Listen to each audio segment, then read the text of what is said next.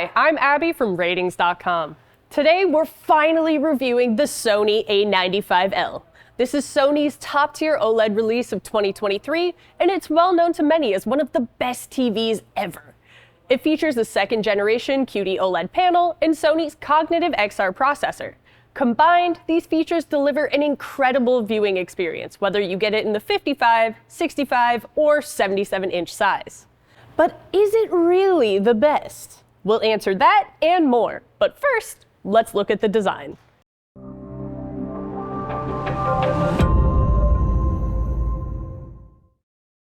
The design is similar to other OLEDs, where thinness is the name of the game. Thin bezels frame the screen, and the panel is also fairly thin.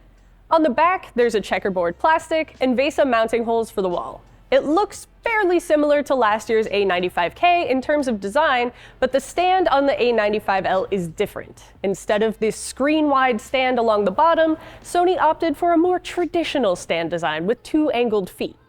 You can set the TV up higher or lower depending on whether you have a soundbar in front, but it's worth noting that the feet sit along the outer edge of the TV, so your platform should be as wide as your screen. There are removable panels to cover the inputs and a cable holder so you can thread the cables out through the bottom, and the power cable tucks away nicely down to the bottom of the screen. All the ports are easy to reach whether you have the TV on the stand or wall-mounted. On the topic of inputs, the A95L has a standard array with a few interesting ones. There's a manual power button along the side and a switch to turn the built-in mic and webcam on or off if you're concerned about privacy. It also has an ATSC 3.0 tuner to watch over-the-air channels in 4K. 2 of the 4 HDMI ports support 2.1 bandwidth for your Xbox Series X or PS5, but one is also the eARC port for a soundbar, so you can only connect one other HDMI 2.1 device to the TV with a soundbar plugged in.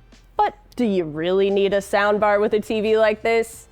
The short answer is yes. Even though the sound quality on this TV is decent, it still lacks that thump and rumble in the bass that really adds to the immersive experience.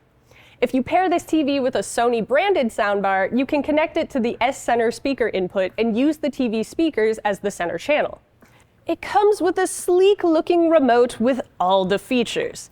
Backlit buttons that turn on right when you pick the remote up, a mic to help you search quickly, and a nice, premium brushed metal finish, so you won't want to pick it up with your greasy chip hands. When you first press that on button, the TV will greet you with the classic Google TV interface. It's easy to use and provides a wide selection of apps to stream your content. It can be slow on the startup or right after you've changed inputs, but that's pretty much the case for any TV using the Google interface. Like every other platform out there, there are ads built in that you can't fully turn off, but at least you can opt out of targeted ads. Right off the bat, you'll notice that the Sony handles bright overhead lights or reflections from windows pretty well. There's a slight purple haze to the screen in ambient light, but overall you won't have a problem placing this TV in a room with a lot of light. You also won't have a problem placing this TV in a wide seating area because of its fantastic viewing angles. Whether you watch from the sides or dead center, the picture remains the same, with barely any washing out or distortion.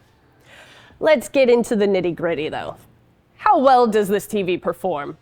Like all OLEDs, it has a near infinite contrast ratio for deep inky blacks, making it well suited for darkroom viewing. There's also no blooming around bright objects thanks to the OLED panel, since every pixel is self-emissive. You won't have to worry about halos around subtitles or bright highlights. This also means there's no haloing around bright objects moving on the screen, regardless of whether they move quickly or slowly. In SDR content, the A95L has great peak brightness. It won't be as bright as something with thousands of mini LEDs in the back, but it reaches about 500 nits, enough to fight off glare in bright rooms. This brightness continues for HDR content, but the TV can push it further to reach just over 1,000 nits. It can get even brighter with small highlights, so highlights will pop nicely, especially against the dark shadows where the OLED can show off its capabilities. With HDR10 content, the PQ EOTF tracking is nearly flawless. Everything is displayed the way the creator intended without over or under brightening. The same can't be said about Dolby Vision content though, as there are some issues with low-level tone mapping and some shadows are brighter than they should be. There are also reports from users of a pink or greenish tint in some Dolby Vision content. We were on the greener side of the pastures and even saw this full-screen green flash during the initial handshake with Dolby Vision content. That said, the issues aren't bad enough to be unwatchable, and in the scheme of things, we're just being nitpicky. Where this TV truly sings is in its color gamut and volume. Thanks to its QD-OLED panel, the A95L perfectly displays dark saturated colors and bright colors. It has perfect coverage of the entire DCI-P3 color space with perfect color accuracy. It also covers the Rec 2020 color space with perfect tone mapping. When it comes to colors, perfection is in. And this is true whether you calibrate it or not. It only takes a few minor settings changes out of the box to calibrate and have this perfection in SDR content as well. Of course, this wouldn't be an OLED review if we didn't gesture towards the risk of burn-in. Currently, this TV isn't part of our accelerated longevity test, but from what we can see, you shouldn't worry about burn-in on this TV as long as you watch varied content and turn it off when you're done using it. Burn-in will only be an issue if you plan on displaying static content or want to play the same thing repeatedly for long periods, so if you're looking for an art piece, just buy a painting. That's the image quality. In terms of processing, it's no surprise that this TV performs extremely well. It uses Sony's Cognitive XR processor, the same found in most of Sony's other releases this year. Thanks to this processor, upscaling low-quality content is no problem. Any content you watch from a compressed source, like a streaming platform, will look fantastic on this TV. Even fine details are well recreated and look clear. Likewise, it can smooth out any macro blocking and pixelation while streaming low-quality content, so you don't lose any details to a chunky background or gradient. On the topic of gradients, yeah, it does that well too. The gradient handling is smooth with no noticeable banding, except for gray, where there's just the tiniest hint of banding. But this isn't distracting from the image. So, we have established that when it comes to watching anything, whether a Blu-ray or stream, the A95L is the screen to beat.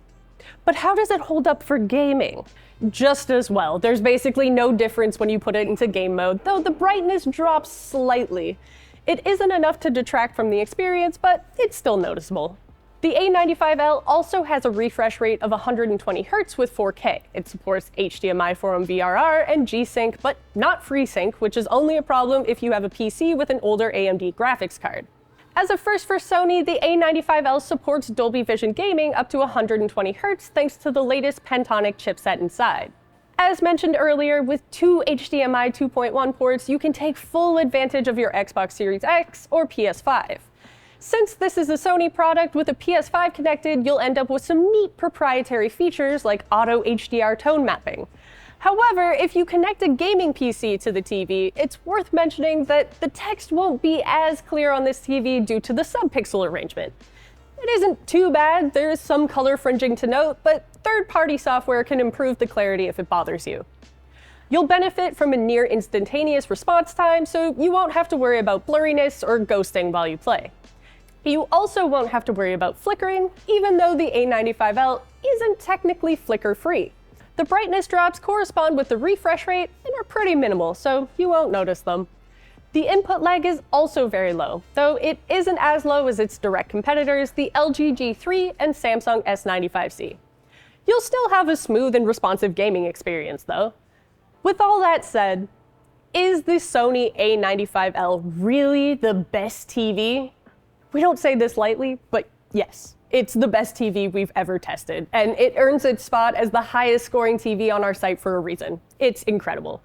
The processing, the image quality, the build quality, and the performance all add up to an outstanding product. And all of that could be yours if you have an extra couple $1,000s in your TV budget. Whether you should buy it depends on whether you can afford it. If you can, send it. You'll be more than happy with your purchase. But if you're like most and don't have a pile of cash lying around, you might prefer the slightly cheaper Samsung S95C. This top-of-the-line offering from Samsung also uses a QD-OLED panel, so you aren't sacrificing color quality for the price. However, when it comes to processing, the S95C pales in comparison to the Sony. It doesn't upscale or enhance lower quality content as well, but it's still impressive and watchable. As a plus though, the Samsung supports HDMI 2.1 bandwidth on all 4 HDMI ports, so if you have more than one next-gen console and a full sound system, the Samsung might be a more versatile option for you at a lower price. It also supports a refresh rate of 144 Hz, giving it a nice edge over the Sony. Another even cheaper option is the LG G3. This TV doesn't have a QD-OLED panel, so it isn't as vivid when it displays colors. But like the Samsung model, it has full HDMI 2.1 bandwidth on all 4 ports, so if you don't have too much TV money left since you spent it all on consoles, this might be a good choice. It also has a slightly lower input lag and supports DTS audio formats, which the Samsung model doesn't, so it's a more attractive choice for gamers or lovers of Blu-rays and DVDs. Well, that concludes our review of the Sony A95L. If you're interested in learning more about the best TV we've ever tested, check out the written review on our website. The link is in the description below. Until next time, I'm Abby from Rtings.com, where we help you find the best product for your needs.